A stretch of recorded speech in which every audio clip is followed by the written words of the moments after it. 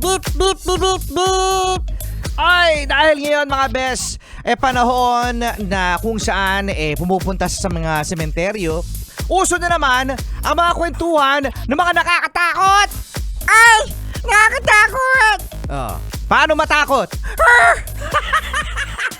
Paano ulit? Oh no! Paano ulit matakot, Martian? Paano ulit? Ayoko na! Inuuto mo na ako! Kasi, ang pangit di ba no, Keyo? Kaya yung minsan na nga tayo magsama, Kuya Yo. Inaasar mo pa ako. Si Kuya Joshua kasi ngayon ay nagbabakasyon sa Baguio. Ay, nagbabakasyon lang. Oo, nagbabakasyon lang si Kuya Joshua. Akala ko nag-resign na. Akala ko last day na last week. Ito na lang si Kuya Yo. Ay, nako.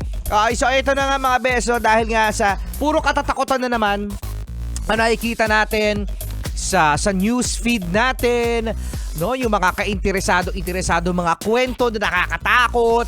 Ayan. Alam mo beso, no, may nakapagsabi niya rin sa akin na wag daw manood ng mga horror films. Bakit? Kasi tinatakot mo na yung sarili mo, nagbabayad ka pa.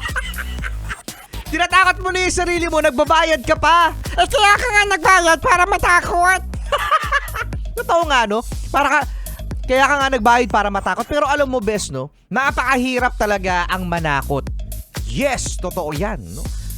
Kung ano-ano mga formula ang ginagawa, mga bes, ng isang pelikula o ng isang series para matakot. Imagine niyo mga bes, no? Kung kayo ay nakanood, no, ng mga pelikula na nakakatakot. Di ba may mga times naman na hindi naman nakakatakot yung eksena?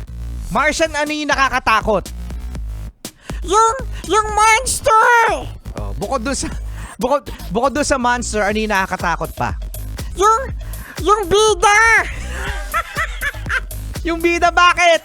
Kasi karamihan ng mga nadeded sa mga horror films, patanga-tanga. Bakit matanga-tanga? Sabi kasi ng kaibigan, huwag ka pumunta dun, friend. Delikado dun. Kailangan magsama-sama tayo. O, ano ginawa? Ayun, patanga-tanga, pumunta dun. Adi siya yung kinain ng monster. Siya na kinain ng monster. Maraming mga ganyan. Sabi ni Direk. Ay, nako, best. Kasama niyo pa rin ang iyong DJ RP, DJ Rico Panyero. Beep, beep, beep, beep, beep. At ang tatakap siya, ito favorite yung alien, Martian.